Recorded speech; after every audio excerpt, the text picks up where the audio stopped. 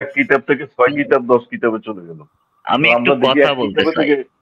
জি ইমরান ভাই প্লিজ বলেন। মাজেদ ভাই বলেন। ও আচ্ছা বলছি মাজেদ ভাই। স্যারেরা হুজুররা তো আমাদের শেখায়, বুঝলাম, ঠিক আছে, হুজুররা জি জি জি শেখায়, আমরাও শিখি। আবার টিচাররাও কিন্তু স্কুল কলেজে আমাদেরকে শেখায়, কিন্তু পরীক্ষা কি টিচাররা দেয় নাকি যারা শেখে ছাত্ররা দেয় বলেন তো? হুজুররা আমাদের কোরআন শেখাচ্ছে বা টিচাররা শেখাচ্ছে, হাদিসও শেখাচ্ছে, কিন্তু তা আমাদের পরীক্ষা কি তারা দিবে আল্লাহর কাছে? তা তো না। হ্যালো, এ ভাই, শুনতে পাচ্ছি। জি হ্যাঁ ভাই, ভাই শুনতে পাচ্ছি বলছি। এই যে এলমে শব্দটা জ্ঞানী, তো এই যে আলিম শব্দটা আমরা বলি না, আলিমগণ তারা কি, এই শব্দের অর্থ কি? আলেম শব্দের অর্থ কি? আলেম মানে জ্ঞানী। জ্ঞানী। আলেম ওলামা বলছি, ক্যারি এলমে বা জ্ঞানী, আলেম। এলম। তাহলে তাহলে তাহলে যে উনি একজন আলেম মানুষ, তার মানে আমি কি বলবো, উনি একজন জ্ঞানী মানুষ। জ্ঞানী কথাটা মানুষ জি। খেয়াল করুন। তো এই জ্ঞানী লোক থেকে যদি আমরা এই ধরনের কথাবার্তা শুনি যে এই কোরআন হচ্ছে একটা পাইকারি কিতাব, তাইলে কি আমরা ওনাদেরকে আলেম বলবো না জালেম বলবেন ভাই। আসলে নাকি সুযোগই জালেম আরে নেই। না বলবো না বলেন? না, জ্ঞানী না, ওটা কি একটা ডিগ্রি আছে না মাদ্রাসাতে, আলেম পাস, ফাজেল পাস। আলেম হচ্ছে ও আসলে আচ্ছা দিনের আচ্ছা জ্ঞান আচ্ছা। আছে যার। আলেম অর্থ হ্যাঁ হ্যাঁ, দিনের জ্ঞান যার আছে, দিনের ওইটা জ্ঞান আর থাকলে ওই যে অন্য জ্ঞানের দরকার নাই। সাহাব ভাই যে বললো আলেম পাস, সেটা আবার কোনটা ভাই? এটা ডিগ্রি, একটা ডিগ্রি ভাই ইয়েতে মাদ্রাসাতে ভাই ডিগ্রি। ভাই ওটা নকল করেও করা যায় ভাই, এখন দেখলাম ওই সেদিন একটা ভিডিও ভাইরাল হয়েছে, মানে নকল করে ভাই আপনি একটা কোরআন জিনিস ফলো হাফেজ হয়ে গেছে। করছেন, ভাই একটা জিনিস ফলো করছেন, সব পাস আছে তাহলে কিন্তু কোরআন আলেম পাস নাই, আলিম মানে কোনো ডিগ্রি নাই। আলিম দুই প্রকার। আলিম দুই প্রকার, এক হলো ডিগ্রিধারী আলিম, আর একটা হচ্ছে অরিজিনালি যারা জ্ঞান গর্ব সম্পূর্ণ ব্যক্তি, তারা হচ্ছে এক আলেম। না, এখানে আরো রহস্যের বিষয় আছে। আল্লাহ পাক কিন্তু বলো। কখনো মানুষকে বলেছেন হে মানব জাতি, হে কাফের, হে নবী, নবীর স্ত্রী, কখনো বলেছেন হে জ্ঞানীরা, কখনো বলেছেন হে প্রজ্ঞাবানেরা। জ্ঞানী তো হওয়া যায়, সবাই তো জ্ঞানী, কিন্তু প্রজ্ঞাবান কয়জন? প্রজ্ঞাবানের বিষয় আছে। প্রজ্ঞাবান যার একমাত্র বাস্তব জ্ঞান থাকে, অর্থাৎ এটা কি বলে আরবিতে, এটা প্রায় ভুলে যাই আমি। হিকমা, হিকমা। হাকিম, হাকিম ভাই, হিকমারে Yes, বলে yes, প্রজ্ঞা, yes, হ্যাঁ হ্যাঁ হ্যাঁ, এটাই হচ্ছে হিকমারে বলে প্রজ্ঞাবান। প্রজ্ঞা এবং জি হাকিম অর্থ প্রজ্ঞাবান। একেবারে প্র্যাকটিক্যালি, মানে যার জ্ঞান জ্ঞান আছে। যেমন একজন নবীও প্রজ্ঞাবান না হতে পারেন। তার দেখবেন খিজির আলাইহিস সালামের সঙ্গে মুসা আলাইহিস সালামের যে একটা ব্যাপার, নবীর থেকেও উনি বাস্তব জ্ঞান বেশি রাখেন। বেশি খিজির রাখেন। আলাইহিস সালাম, উনি হচ্ছে প্রজ্ঞাবান। তো প্রজ্ঞাবান তো সবাই, মানে আচ্ছা জ্ঞানী তো পড়ে থাকলো চতুর্থ হিকমতওয়ালা। স্তরে। হ্যাঁ, আচ্ছা, এই আয়াতের আমি একটু দেখেন, এখানে একটু আমাদের গবেষণার বিষয় আছে, সেটা হচ্ছে রুহুল আল্লাহ আমিন সাক্ষ্য রুহুল দেন। ভাই বলেছেন, দোয়া কি 18 কোরআনের বাহির থেকে করা যাবে? অর্থাৎ কোরআনের আয়াতের বাহিরে করা যাবে? কোরআনের ভিতরে এতই দোয়া আছে যেগুলো আমরা পড়ি না, ওইগুলো দিয়ে হয়ে যাবে ভাই। আপনি বাহির থেকে যদি বলতে যান, তাহলে নিজে নিজে একটা দোয়া বলেন যে হে আল্লাহ আমি অসুস্থ, আমি সাফা চাচ্ছি, এটাও একটা কোরআনের বাইরের দোয়া, এটা পড়া যাবে না কেন? পড়া যাবে। কিন্তু অবশ্যই পড়া যাবে জি। যে দোয়াগুলো আমরা পড়ি না, দেখা যাচ্ছে ইয়েতে যেগুলো আমাদের যে দোয়া মাহফিল হয়, ইফতার ও দোয়া মাহফিল, আখিরি মোনাজাত দোয়া হয়, দেখা যাচ্ছে ওইগুলো আমরা অনুবাদেই জানি না, কি কি অনুবাদ করে ওগুলো বাংলাতে কি হয় এগুলো জানি না। তাই এগুলো ওইদিকে না যাওয়াই ভালো। দোয়া হওয়া উচিত সিম্পল, খুবই সাধারণ। আমি যেটুকু চাই এইটুকু আমার পক্ষ থেকে আল্লাহর কাছে বলা, এইটুকুই দোয়া হওয়া উচিত। বেশি কমপ্লেক্স করে ফেলাতে ঠিক না। আপনি কোরআনের বাইরে ভাই যেভাবে বললাম একটা করতে পারবেন। হাসান ভাই খুব সুন্দর একটা কথা বলছে। 2 দিন আগে পাকিস্তানে একজন আহমদিয়া সম্প্রদায়ের ব্যক্তিকে পিটিয়ে হত্যা করেছে সুন্নি তৌহিদি জনতা।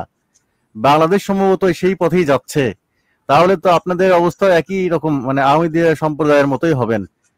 হোক আমরা ভাই, এখন আমাদের কপালে যা আমরা আছে সেটাই হবে ভাই, বুঝলেন না? আমরা আচ্ছা, আহমদিয়া, এই আয়াতে আহমেদিয়া সম্প্রদায়ের সঙ্গে আমাদের কি মিলে যাচ্ছে নাকি? আমি বুঝলাম না। না, আচ্ছা, উনি সুন্নিদের। মন্তব্য করুক, ওনাকে ছেড়ে দেন, উনি মন্তব্য আচ্ছা করুক, এটা ওনার উপরে ছেড়ে দেন। আচ্ছা আচ্ছা। এখানে 18, আপনার 18 যে আয়াতটি সূরা আল ইমরান, এখানে খুব ইম্পর্টেন্ট কিছু কথা আছে, সেটা হচ্ছে আল্লাহ সাক্ষ্য দেন যে তিনি ছাড়া কোনো ইলাহ নাই। তাইলে আর কে সাক্ষী দিচ্ছেন? ফেরেশতা ও জ্ঞানীগণ। তাহলে এখানে সাক্ষী আল্লাহ নিজেকে নিজে সাক্ষী দিচ্ছেন। কি কি কি এই যে আল্লাহ সাক্ষী দিচ্ছেন 18 যে নং তাকে আয়াতে। ছাড়া কোনো উপাস্য নেই। ফেরেশতা হ্যাঁ, মালাকাগণ ন্যায়নিষ্ঠ ব্যক্তিগণ, ন্যায়নিষ্ঠ আমরা- জ্ঞানীগণ, হ্যাঁ। ন্যায়ের উপরে চলে এমন জ্ঞানীগণ সাক্ষ্য তাহলে দিচ্ছেন কয়জন যে ব্যক্তি সাক্ষ্য দিচ্ছে? এখানে দিচ্ছে আল্লাহ ন্যায়নিষ্ঠ জ্ঞানীগণ, আল্লাহগণ এবং মালাইকাগণ, তিন ধরনের।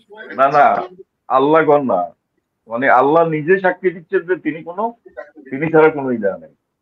আল্লাহ গণ আবার কে করলো?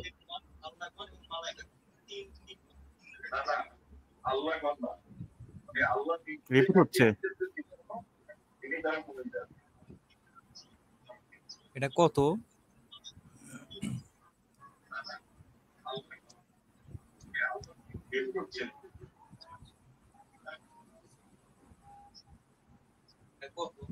কে বলছে? কথা তো ক্লিয়ার বোঝা যাচ্ছে না।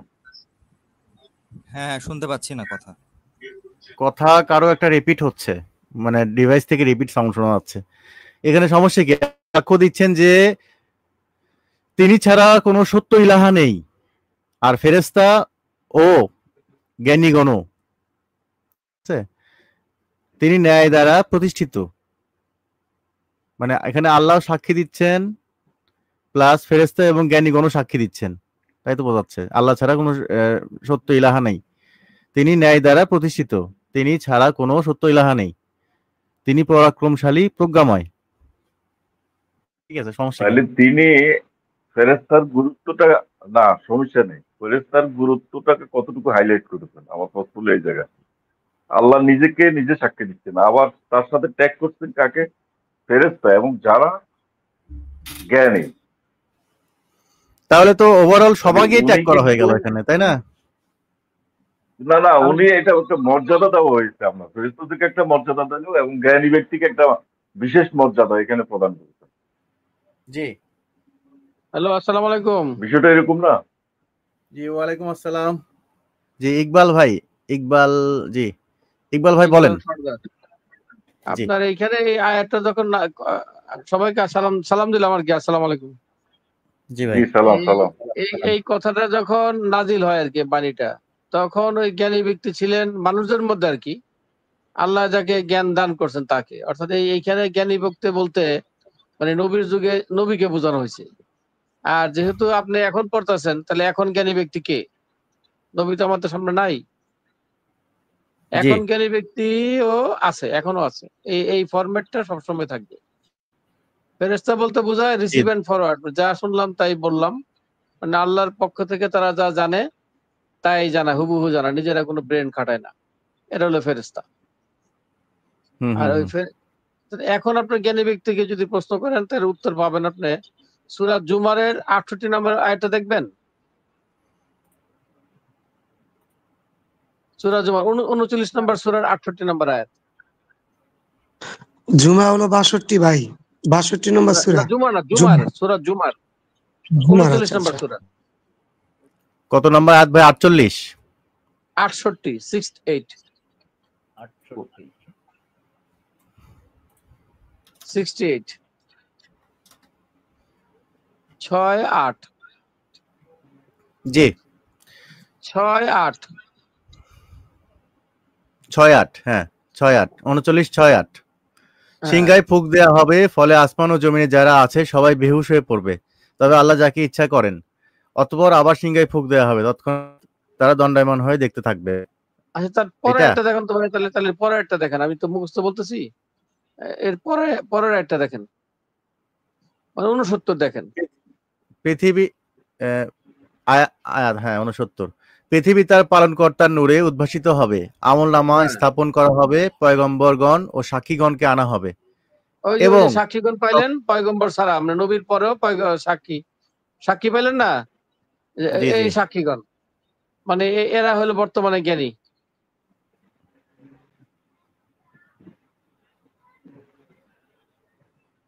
মানে কে নবী, মানে আমি বুঝলাম না, আবার একটু যদি ব্যাখ্যা করতে। আরো ব্যাখ্যা আছে কোরআনের সব জায়গায় সবার। এই আয়াতের ব্যাখ্যাটা দেন আপনি, এই আয়াতের ব্যাখ্যাটা দিয়ে দেন। এখন তো নবী তো আমাদের নবী তো আমাদের মধ্যে নাই এখন। না না, আমি প্রত্যেক এখন- না, না, সম্প্রদায়ের ভিতর সাক্ষীগণ থেকে কারা? তোমাদের সাক্ষীগণকে ডেকে আনবো, এরকম তলব হ্যাঁ, করবো, হ্যাঁ, এরকম আয়াত আপনি- অন্যত্র আছে। আচ্ছা, এটা হ্যাঁ, আরেকটা ধন্যবাদ। ফ্লেভার আপনি পাবেন 4 নাম্বার সূরার 41 নম্বর আয়াত। মানে বুঝছি, মানে জ্ঞানীগণকে ডাকা হবে সাক্ষী দেওয়ার জন্য, এরকম কোন কথা বলছেন কি? অর্থাৎ নবীর পরেও জি, মানে জি, জি, বর্তমানেও জি, এরকম জি, জ্ঞানী জি। আছে। হুম। আপনার 4-এর 41-এ যান। 4-41। এখানে বলা হয়েছে, আমি যখন প্রত্যেক জাতি থেকে একজন করে প্রত্যেক- সাক্ষী নিয়ে আসবো এবং এদের বিরুদ্ধে তোমাকেও সাক্ষী করে আনবো। অর্থাৎ প্রত্যেক মানে সাক্ষী এখানে 2 জন, একজন হইলো আমাদের সামনে উপস্থিত থাকবে, আর আমাদের সামনে যিনি উপস্থিত থাকবেন তার সাক্ষী এবং নবী নিজে হবেন।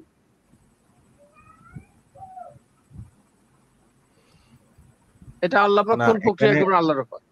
নবী নিতে হবেন, ঠিক আছে, হ্যাঁ, ওই যে কিন্তু তোমাকে বলছে, এই তোমাকেও সাক্ষী করা হবে। ওই তুমি হইলেন নবী আর কি। কারণ কোরআন তো নবীর উপর নাজিল হয়েছে। জুমার আমাদের শেষ নবী হযরত মুহাম্মদ সাল্লাল্লাহু আলাইহি ওয়াসাল্লাম।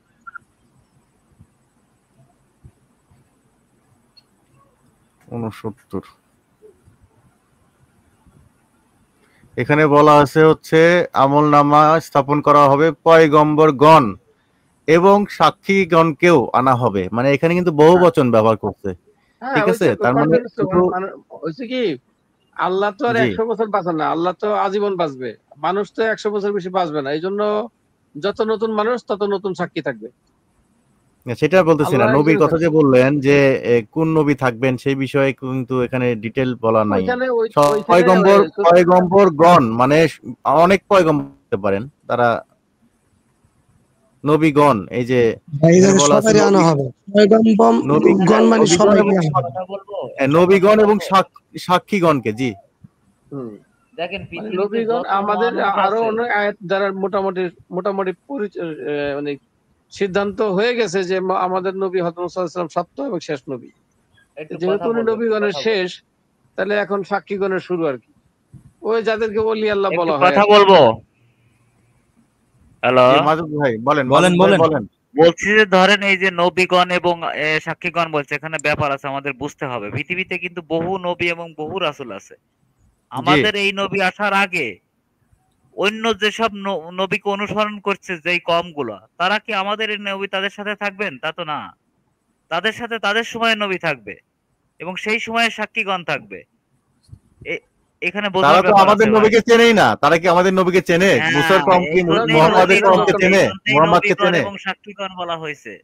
মানে প্রত্যেক নবীকে, নবী যে আল্লাহর বাণী নিয়ে আসছে তাকে তো তার সেই সিলেবাস দিয়ে বিচার করা হবে, জি, তাই হবে না? অবশ্যই তাই হবে। তার কাছে যেই বাণী, সেই সময়ের মানুষদের কাছে যেই বাণী নিয়ে আসছিল নবীগণ, নিশ্চয়ই তার সিলেবাসটা অতটুকুই এবং তার আপনার সময়ের এই কথার পক্ষেও সাক্ষী। কোরআনের আয়াত আছে। আপনি এখন যে জি মন্তব্যটা ভাই, করলেন, এটার পক্ষেও জি আয়াত আছে। জি, সূরা জি। বাকারার আয়াত আছে, 141 নম্বর আয়াত দেখেন। মানে আগেরটা আগের, আমারটা বর্তমানেরটা বর্তমানের, এরকম আছে। হ্যাঁ সেটাই তো বললেন ভাই, হ্যাঁ ওইটাই বললেন। হ্যাঁ, সেটাই তো ওইটাই বলছে, হবে, এর বাইরে তো পক্ষে আয়াত হওয়ার আছে। সুযোগ নেই। এখন আপনি আদম আলাইহিস সালামের সময় যে কয়জন মানুষ ছিল তাদেরকে আপনি কি এই কোরআনের আয়াত দিয়ে তাদেরকে বিচার করতে পারবেন? আল্লাহ না, তো না, বলছে অসম্ভব। যে আমি পূর্ববর্তীদেরকে পরীক্ষা আপনি করে নিছি, 141 তোমাদেরকেও পরীক্ষা 141। করা হবে। জি, বাকারা 141 এটা। আচ্ছা, হ্যাঁ, হ্যাঁ। ভাই বলেছেন উনি, রুহুল আমিন ভাইয়ের মন্তব্যটা একটু হাইলাইটস করুন এবং সবাই একটু সতর্কতার সহিত পাঠ করুন, আমার কথা শুনুন। উনি বলেছেন কোরআনের বাহিরে যদি দোয়া করা যায় তাহলে সালাত ব্র্যাকেটে নামাজ শব্দের অর্থ দোয়া, সেটা কোরআনের বাহিরে করার ব্যাপারে আপত্তি করা কি সঠিক? আচ্ছা, আমি এটা প্রথম থেকে একটু বলি, তারপরে আপনারা সবাই বলবেন। ভাই, বিনয়ের সঙ্গে বলি, হ্যাঁ, সালাত এর সালাতের বাংলা বা সালাতের অর্থ কিন্তু নামাজ না, নামাজ হচ্ছে একটা ফার্সি শব্দ। আপনি বললেন নামাজ শব্দের অর্থ দোয়া, ভাই দোয়াও একটা আরবি শব্দ। নামাজ সব ফার্সি শব্দের অর্থ কখনো আরবি হয় না ভাই, দোয়া সব আরবি শব্দ, এর অর্থ কি আপনি যদি একটু আমাদের বলতেন তাহলে আমি এটা ভালো করে ব্যাখ্যা করতে পারতাম। আপনি কি আমার কথা বুঝছেন? সালাত শব্দের আলাদা অর্থ আছে, এটা আরবি শব্দ, আরবি অর্থ আছে। নামাজ ফার্সি শব্দ, নামাজ অর্থ যদি দোয়া হয়, আপনি বলেছেন নামাজ অর্থ দোয়া, এখানে লিখেছেন, কিন্তু দোয়া কিন্তু একটা স্বতন্ত্র আরবি শব্দ। এই দোয়া শব্দের বাংলা কি যদি আমাদের একটু বুঝায় বলতে পারতেন তাহলে আমি এটা বলতে পারতাম। অনেক ধন্যবাদ। আপনার সুন্দর উত্তর দিচ্ছেন ভাই। আচ্ছা, টপিকসটা কি, আজকে আলোচনার টপিকসটা কি আপনাদের? আচ্ছা হোক না, আমি একটা বলেছিলাম এই যে দোয়া, দোয়া দোয়াটাই টপিক ধরেন, ভাই আজকে। মানে ভাই এটা কেন করেছেন প্রশ্নটা, এই কারণে করেছেন যে যেহেতু আমি বলছি যে আপনি আপনার অসুস্থতার কারণে আপনি আল্লাহর কাছে দোয়া করতে পারেন, হে আল্লাহ আপনি আমাকে শাফা দান করুন, সেবা দান করুন, সুস্থ দান করুন। এটা একটা দোয়া, এটা চাওয়া, মিনতি আকুতি। দোয়া মানে মিনতি আকুতি, কিছু চাওয়া, বিশেষভাবে চাওয়া, একান্তভাবে কিছু চাওয়া। দোয়া মানে কানে কানে কথা বলা, ফিস ফিস করে বলা। এই জন্য মনোযোগে মানুষ চুপচাপ থাকে। হ্যাঁ, আল্লাহর কাছে কথা বলা, প্রকৃতির কাছে, আমি আমি প্রকৃতির স্রষ্টার কাছে বিপদে কথা পড়লে তো বলা। আমি আল্লাহর কাছে দোয়া এই আমার জায়গায় আরেকটু ভাষাতেই কথা আছে চাবো। ভাইয়া, আমি এই একটু শেষ জায়গায় করে আরেকটু দিই, কথা আছে। এই যে 5 সেকেন্ড। তো এই দোয়াটা আপনি আল্লাহর কাছে চাইতে পারেন, কিন্তু নামাজ নামাজ তো একটা ফিজিক্যালি বিষয়, তাই না? রুকুতে যাচ্ছেন, সেজদাতে যাচ্ছেন, ওটা আবার দোয়া কেমনে হয়? দোয়া তো আলাদা একটা শব্দ, আরবি শব্দ। আমার মনে হয় ভাই আমার কথা বুঝতে পারছেন। আপনার একটু স্টাডি কোরআন ফলো করুন। হ্যাঁ, আপনারা এখন বলেন। হ্যালো, আমি আমি ওই জ্ঞানীগণ সম্পর্কে একটু বলতে চাই, মানে জ্ঞান সম্পর্কে। জি বলেন। বুঝছেন, এমনি ওই মানে ধর্মতত্ত্ব নিয়ে যারা গবেষণা করে তারা জ্ঞান অর্জনকে 4টা ভাগে ভাগ করছে আর কি। একটা হইলো আপনার আপনার এই আরে মানে সনদ প্রাপ্তির মাধ্যমে। মানে একটা হলো নোন ফ্রম আননোন, সরি, মানে অজানা থেকে জানা, নোন ফ্রম আননোন 1 নম্বরে রাখা হয়েছে। অর্থাৎ এটা আপনার এলহাম, ওহী এই ধরনের বোঝায় আরকি। যে এরা হলো সর্বোচ্চ শ্রেণীর জ্ঞানী। Known from unknown. আমার কথা কি শুনতে পাচ্ছেন? হ্যাঁ জি ভাই শুনতে পাচ্ছি। আচ্ছা। এবার ২য় শ্রেণীর জ্ঞানী হলো মানে আপনার এলমে সহবত, বা এই যে এখন আমরা যেটা করতেছি মানে আড্ডার মাধ্যমে একসাথে বইসা স্কুল কলেজ হয়ে যেটা হয় আরকি। এটা এলমে সহবত, এটা আর ২য় শ্রেণীর জ্ঞান। ৩য় শ্রেণীর জ্ঞান হলো এলমে সফর। মানে আপনি ভ্রমণের মাধ্যমেও আপনার জ্ঞান অর্জন হইতে পারে। আপনার আমার যেমন আমি স্বাভাবিকভাবে একটা গ্রামেও যদি বেড়াতে যাই বা একটা শহর পর্যটন কেন্দ্রেও যাই, তাও আমার কিছু না কিছু জ্ঞান হবে। এটা একটা মানে অর্থাৎ ভ্রমণ একটা জ্ঞানের মাধ্যম। আর নবী রাসূলদের জন্য তো মিরাজ হলো সবচেয়ে বড় ভ্রমণ। সবচেয়ে বড় জ্ঞানী তারা হয়। এরপরে ৪ নাম্বার জ্ঞান হলো এডুকেশন, শিক্ষা ব্যবস্থা। এই শিক্ষা ব্যবস্থার জ্ঞান আবার ২ রকম। ১ম টা হইলো আপনার এই আনফরমাল, মানে ফরমাল এডুকেশন না।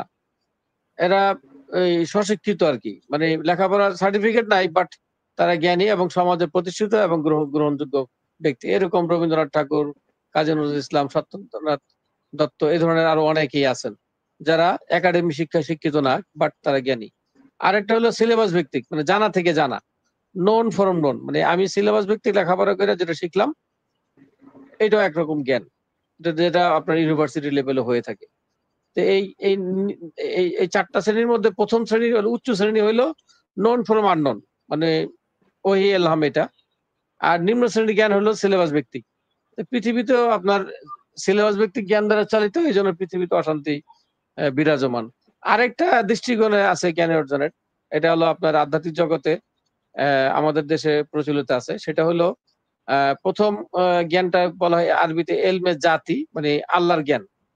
মানে সর্বোচ্চ জ্ঞান হলো আল্লাহর জ্ঞান, অসীম।